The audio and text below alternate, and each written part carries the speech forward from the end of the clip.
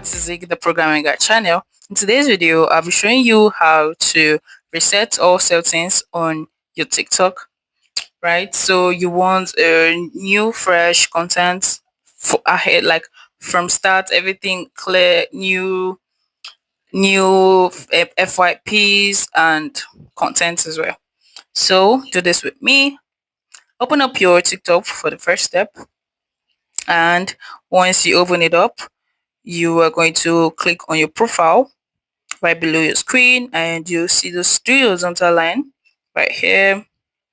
You click on that, right, and you click on this where it says settings and privacy, and you scroll down to where you see cache and mobile. You can see free up space right there. You click on that, and you can see clear, so it's actually calculating. So you can see where it says clear downloads, it's about 214 MB, and your cache is about 680 MB.